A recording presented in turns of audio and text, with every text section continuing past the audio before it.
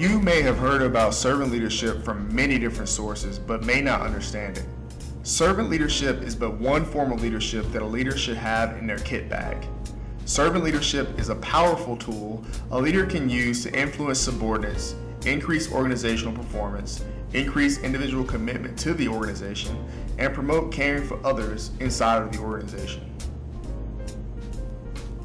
Because you hear this buzzword often, you might be asking yourself, what is servant leadership? How do I even know if I am using it? And why should I use it?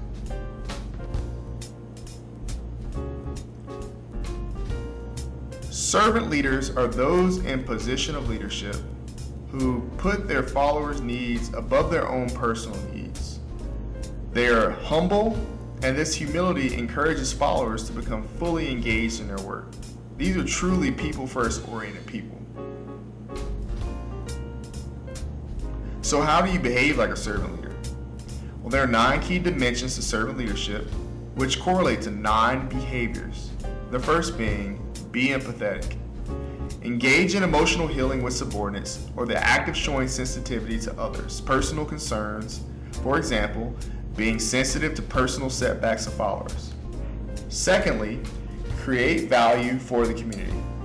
Creating value for the community is a conscious, genuine concern for helping the community. For example, encouraging followers to engage in volunteer activities that benefit local communities. Third, know your job. And furthermore, know the organization. Your conceptual skills, knowing about the organization and tasks at hand to be in a position to effectively support and assist others, especially immediate followers, is crucial. You have to know your job and the organization in order to use problem-solving abilities and task knowledge needed in order to help followers. Next, empower followers by making the authority of their positions commensurate with their responsibilities and facilitating their ability to problem solve, especially for immediate subordinates. Next, help followers grow and succeed by showing a genuine concern for personal and professional growth. Remember, leaders grow leaders. Next, put followers first through using actions and words to show others, especially immediate followers, that satisfying their needs is a priority.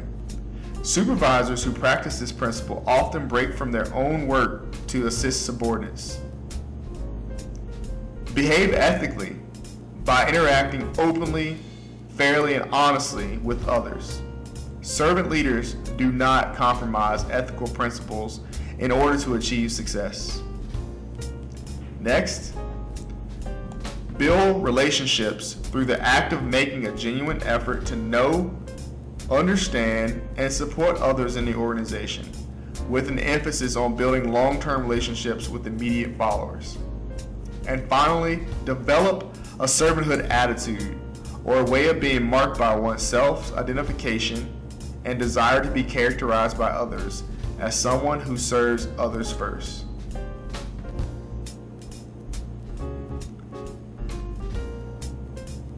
These 9 actions comprise servant leader behaviors. A servant leader practicing these 9 behaviors form the foundation for a serving culture. Imagine these 9 behaviors of a servant leader as a foundation and serving culture as a building. Servant leaders create or reinforce a culture whereby norms and expectations are based on being cooperative, caring, supportive, and trusting. Serving culture is the extent to which all members of the work unit engage in servant leadership behaviors and operationalize it as an aggregated individual employee's perceived collective unit behavior. Serving culture directly leads to an increase in organizational performance, and serving culture directly leads to member identification with the organization. The increase in performance and the increase in member identification leads to improvement in organizational member behaviors to include increased creativity, increased role performance, increase in service to others, and a reduce in turnover in tensions. All because members of the organization actually care about being a part of the organization. So what? So why is servant leadership important? Well, here's why.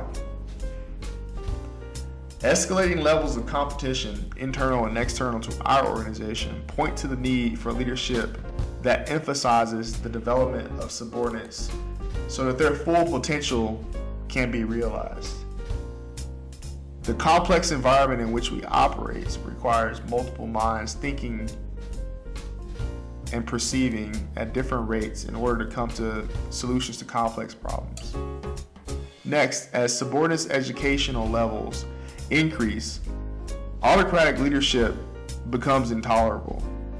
The purpose and the why for the task become more crucial in imparting influence. Next, since servant leadership is positively related to performance at both an organizational and individual level, it is more than a process of simply creating a pleasant working climate. And finally, servant leaders provide a role model for followers to serve their constituents, subordinates, peers, consumers, etc. Similarly, that is putting their constituents' needs first, emphasizing humility, empowering others, and behaving in an ethical manner. Hopefully, this inspired you to add servant leadership to your leadership kit. And again, this is just one way to provide purpose, motivation, and direction. But this is a way to elicit organizational commitment from subordinates. Thank you.